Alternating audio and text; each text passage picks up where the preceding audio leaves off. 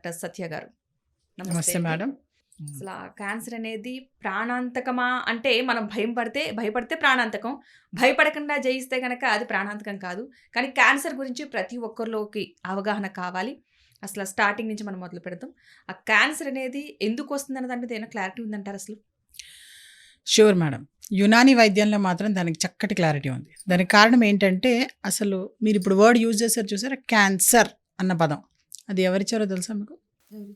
యునానీ వైద్యంలో father of Unani medicine ఎవరైతే ఉన్నారో హకీమ్ బుఖ్రాజ్ సాహబ్, ఆయన మొట్టమొదటిసారి క్యాన్సర్ అన్న వర్డ్ యూజ్ చేశారు. ఆయన్నే హిపోక్రేట్స్ ది గ్రేట్ అని కూడా అంటుంటారు. ఈయన గ్రీక్ సివిలైజేషన్లో పుట్టిన ఒక యునానీ డాక్టర్. యాక్చువల్గా యునానీ మెడిసిన్ అన్నది మీకు అందరికీ తెలిసే ఉంటుంది. ఆల్రెడీ అది మెసొపటామియన్ సివిలైజేషన్లో పుట్టి అక్కడి నుంచి ఈజిప్టియన్ సివిలైజేషన్, ఆ తర్వాత Greek civilization, Roman civilization, Persian era, Arab era and 8th centuryలో మన ఇండియాలో అడుగుపెట్టింది. అయితే ఇది ఎందుకు క్రమం చెప్పాను అంటే కనుక ఈ క్యాన్సర్ అన్న ఏదైతే disease are group of diseases ఏదైతే ఉందో ఇది మెసొపటామియన్ సివిలైజేషన్లో ఉండింది, కానీ యాంబిగస్ దాని గురించి ఏం పెద్దగా వాళ్ళకి అవగాహన లేదు. అది ఉండింది అప్పుడు కూడా. ఎందుకంటే హిస్టరీ కనుక మనం తీసుకుంటే కనుక ఈజిప్టియన్ మమ్మీస్లో కూడా వాళ్ళు క్యాన్సర్ని కనుక్కున్నారు, క్యాన్సర్ సెల్స్ని. అలాగే ఫాజిల్స్ ఏవైతే డైనోసార్స్ ఫాజిల్స్ ఉన్నాయో వాటిల్లో కూడా క్యాన్సర్ సెల్స్ కనుక్కున్నారు. సో ఎన్నో మిలియన్స్ ఆఫ్ ఇయర్స్ నుంచి ఈ క్యాన్సర్ అన్నది ఉంది మన ఎర్త్ మీద. అయితే అసలు క్యాన్సర్ అంటే ఇంకా చెప్పాలి అంటే కరెక్ట్గా చెప్పాలి అంటే అది డిసీజ్ కూడా కాదు, అదొక imbalance in body. It's a disorder. Cancer cells ప్రతి ఒక్కరిలోనూ ఉంటాయి, పుట్టిన పిల్లల్లోనూ ఉంటాయి, ఎల్డర్లీ పీపుల్లో కూడా ఉంటుంది, మీలోనూ ఉంటాయి, నాలోనూ ఉంటాయి. ఆ నెంబర్ ఇంక్రీజ్ అయినప్పుడే దాంతో సమస్య. సో ఆ క్యాన్సర్ సెల్స్ ఏవైతే ఉన్నాయో వాటిని నియంత్రణలో పెట్టడం అన్నది ప్రివెన్షన్. ఈ కాన్సెప్ట్ యునానీ వైద్యంలో 470 BCEలోనే చెప్పేశారు. క్యాన్సర్ పదం అసలు దానికి నామకరణం చేసిందే యునానీ వైద్యులు కదా. సో క్యాన్సర్ ఏదైతే ఉందో, కార్సినోమా అన్న వర్డ్ ఏదైతే ఉందో, ఆంకాయ్ అన్న వర్డ్ ఏదైతే ఉందో, ఈ వర్డ్స్ అన్నీ కూడా యునానీ మెడిసిన్లోనే చెప్పబడ్డాయి.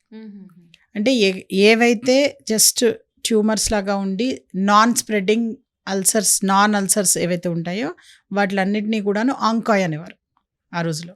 దాంట్లోంచి ఆంకాలజీ అని ఇప్పుడు వర్డ్ వచ్చింది కొత్తగా. వాడు వచ్చింది అక్కడి నుంచే. క్యాన్సర్ అన్న పదం కూడా ఈ రోజు కూడా క్యాన్సర్ అన్న పదమే యూజ్ చేస్తున్నారు చూడండి అందరూ. తో ఇన్ని వందల వేల సంవత్సరాలు అయినా కానీ.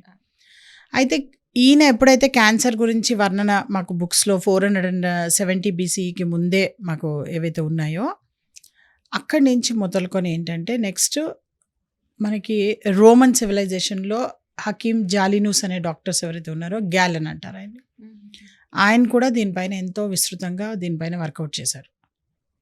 ఏంటి రోమన్ సివిలైజేషన్లో, I'm talking about civilizations madam. ఏదో ఒక మనిషి గురించో ఒక జనరేషన్ గురించో మాట్లాడలేదు నేను, ఒక సివిలైజేషన్, నాగరికత. సో ఈజిప్టియన్ సివిలైజేషన్ అంటే 3000 BCEలో కూడాను వర్ణన ఉంది మాన్యుస్క్రిప్ట్స్లో, ఏమని క్యాన్సరు వీటి గురించి. ఇది కాకపోతే ఈజిప్టియన్స్ ఏంటంటే వాళ్ళు బ్లైండ్ బిలీఫ్ ఏముండేదంటే ఆ రోజుల్లో ఇది గాడ్ పనిష్మెంట్ అని అనుకునేవారు. గ్రీక్ సివిలైజేషన్కి వచ్చేప్పటికి ఏమైపోయిందంటే హిపోక్రేట్స్ ది గ్రేట్ ఎవరైతే ఉన్నారో హకీమ్ బుఖ్రాజ్ సాహబ్, ఆయన ఎక్స్ప్లెయిన్ చేశారనమాట ఇది గాడ్స్ పనిష్మెంట్ కాదు. ఆయన హ్యూమరల్ థియరీ ఏదైతే చెప్పారో 4 హ్యూమర్స్ బాడీలో ఉంటాయి, దాని యొక్క డిఫరెన్స్ రావడం వల్లనే మనకి వచ్చే డిసీజెస్ వస్తాయని. ఈ క్యాన్సర్ అన్నది ముఖ్యంగా ఏంటంటే బ్లాక్ బైల్, సౌదా అని ఒకటి ఉంటుంది అనమాట మన బాడీలో, దానిలో డిఫరెన్సెస్ వచ్చినప్పుడే క్యాన్సర్స్ వస్తాయి అన్నది చెప్పబడ్డది అనమాట. ఆ సౌదా అన్నది, సౌదా ఏదైతే నార్మల్ సౌదా ఉందో అది అబ్నార్మల్ అయినందువల్ల కూడా రావచ్చు, లేదంటే కనుక సౌదా బర్నింగ్ వల్ల కూడా రావచ్చు, లేదంటే కనుక బాడీలో హూన్, బల్గమ్, సఫ్రా, సౌదా ఈ 4 హ్యూమర్స్ అంటాం మేము. హూన్ ఏదైతే ఉందో అంటే బ్లడ్, దాని యొక్క బర్నింగ్ వల్ల కూడా రావచ్చు ఇది. అండ్ ఆఫ్టర్ దట్ ఫ్లెమ్ అంటే బల్గమ్, దాని యొక్క బర్నింగ్ వల్ల కూడా సౌదా ప్రొడ్యూస్ అవ్వచ్చు, దానివల్ల క్యాన్సర్ రావచ్చు.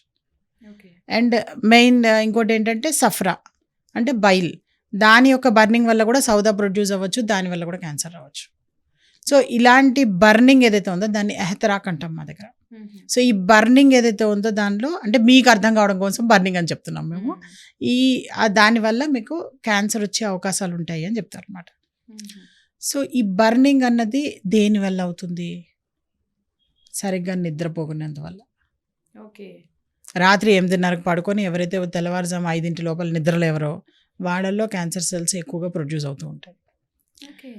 సో ఎంత లేట్గా మీరు నిద్రపోతుంటారో అన్ని క్యాన్సర్ సెల్స్ ప్రొడ్యూస్ అవుతూ ఉంటాయి. అండ్ అవన్నీ కూడాను మీరు ఎప్పుడైతే రెస్ట్ తీసుకుంటూ ఉంటారో బాడీ దాన్ని రిపేర్ చేసుకుంటూ ఉంటుంది. రెస్ట్ ఉండాలి ఫస్ట్. ఖచ్చితంగా బాడీకి మీరు అసలు రిపేర్ చేసుకునే టైం ఇవ్వకపోతే కనుక మరి క్యాన్సర్ సెల్స్ న్యాచురల్గా ఎక్కువైపోతుంటాయి కదా. అలా క్యాన్సర్ సెల్స్ అంటే ఏం లేదు, యాక్చువల్గా ఏంటంటే క్రాబ్ చూసారా మీరు? ఆ క్రాబ్కి ముందర వాటి లెగ్స్కి ఏవైతే ఫ్లాస్ ఉంటాయి చూసారా, ఆ ఫ్లాస్ ఎలా ఉన్నాయో అలా ఫ్లాస్ ఆ సెల్స్లోంచి వస్తాయి, అవి స్ప్రెడ్ అవుతాయి మిగతా సెల్స్ని కూడా. హెల్తీ సెల్స్లోంచే ఇవి పుట్టుకొస్తాయి అండ్ హెల్తీ సెల్స్నే ఇవి డెస్ట్రాయ్ చేస్తుంటాయి అని ఫస్ట్ టైం మైక్రోస్కోప్ కూడా లేని రోజుల్లోనే మాకు అది యునాని హకీంలో 470 BCకి బిఫోరే దాన్ని చెప్పేశారు. సో అప్పటి నుంచి ఇప్పటి వరకు క్యాన్సర్ మీద విస్తృతంగా రీసెర్చ్ వర్క్ నడుస్తూనే ఉంది యునాని వైద్యంలో. అందుకే క్యాన్సర్కి ఎవరైనా కంప్లీట్ ట్రీట్మెంట్ ఉంది అంటే కనుక it's a funny thing to listen. ఇప్పుడు ఎలా అయితే డయాబెటీస్కి కంప్లీట్ క్యూర్ ఉంటుందా? ఉండదు. లైఫ్ లాంగ్ మందులు వాడక్కర్లేదు, దాన్ని కంట్రోల్లో పెడితే చాలా అయిపోయింది. పోతే అది హైపో అయిపోతుంది కదా, షుగర్ తగ్గిపోతే కూడా కష్టమే కదా. అలాగే క్యాన్సర్ సెల్స్ కూడా అంతే. క్యాన్సర్ సెల్స్ ఏవైతే ఉన్నాయో అవి నియంత్రణలో ఉంటాయి అంతే. మ్యానుఫ్యాక్చరింగ్లో డిఫెక్ట్ అనమాట ఇంకా చెప్పాలి అంటే కనుక. ప్రతిరోజు సెల్స్ కొన్ని ట్రిలియన్స్ ఆఫ్ సెల్స్ ఏవైతే బాడీలో ప్రొడ్యూస్ అవుతూ ఉంటాయి, డెత్ అవుతూ ఉంటాయి, మళ్ళీ ఇది అవుతుంటుంది, మళ్ళీ వాటిని రిప్లేస్ జరుగుతూ ఉంటుంది. బాడీలో ఎపాప్టోసిస్ అని చెప్పి ఒక మంచి ప్రక్రియ జరుగుతూ ఉంటుంది అనమాట. అదేంటంటే ఓల్డ్ సెల్స్ ఏవైతే అయిపోయాయో అంటే డ్యామేజ్డ్ సెల్స్, తర్వాత సరిగ్గా లేని సెల్స్ని వాటిలన్నింటినీ కూడాను బాడీ ఏం చేస్తుందంటే బాడీ డిఫెన్స్ మెకానిజం అని ఒకటి ఉంటుంది బాడీలో. దాన్ని యునాని మెడిసిన్లో హువ్వతే ముదబ్బిరాయ్ బదన్ అంటాం మేము. సో ఆ ఏదైతే ఉందో అది ఈ సెల్స్ని నియంత్రణలో పెడుతూ ఉంటుంది అనమాట. సో ఇలా నియంత్రణలో పెట్టే ఆ ప్రాసెస్లో అది గనక వీక్ అయినా, స్లో అయినా, లేదా ఈ సెల్స్ ఎక్కువ ప్రొడ్యూస్ అయిపోతున్నా, ఇవి ఎప్పుడు ప్రొడ్యూస్ అవుతాయి అంటే మీ బాడీలోకి విపరీతంగా మీరు కెమికల్స్ డంప్ చేస్తున్నప్పుడు, ఎక్కువగా నిద్రపోకుండా బాడీకి టైం ఇవ్వనప్పుడు రిపేర్ చేసుకోవడానికి, ఎవరైతే టైం టు టైం ఫుడ్ తీసుకోరు, ఆ తీసుకున్న ఫుడ్ కూడాను సరైన న్యూట్రిషనల్ ఫుడ్ కాకుండా జంక్ ఫుడ్స్, చెత్త చెదారం అంతా యాడ్ చేస్తున్నప్పుడు, ఏవైతే ఈజీలీ పెరిషబుల్ అంటే తొందరగా నాశనం అయిపోతాయో అలాంటి ఫుడ్స్ మాత్రమే తీసుకోవాలి. దానికి బెస్ట్ ఎగ్జాంపుల్ ఏంటంటే ఇప్పుడు ఫర్ సపోజ్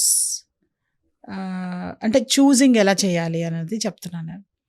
వెన్నపూస ఉంది, ఆవు వెన్నపూస తీసుకున్నారనుకోండి, మీరు ఈరోజు తెచ్చుకున్నారంటే అదే ఫ్రిడ్జ్లో పెడితే ఒక 2-3 డేస్ ఉంటుంది మ్యాక్సిమం, అంటే 4-5 డేస్.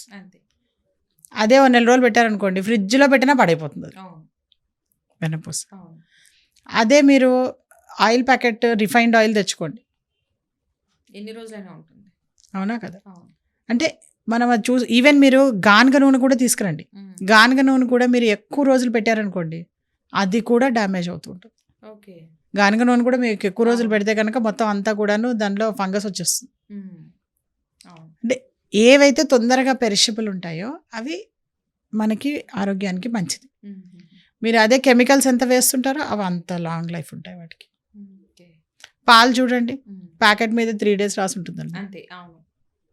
మేడం నిజంగా పాలు పితికి చూడండి, మీకు అన్ని రోజులు ఉంటాయా? ఒక పూట కూడా ఉండదు.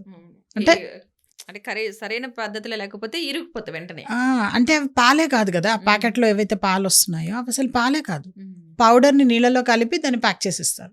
సో ఇలాంటి ఫుడ్స్ ఎవరైతే తీసుకుంటారో వాళ్ళ బాడీలో క్యాన్సర్ సెల్స్ ప్రొడ్యూస్ అవుతుంది.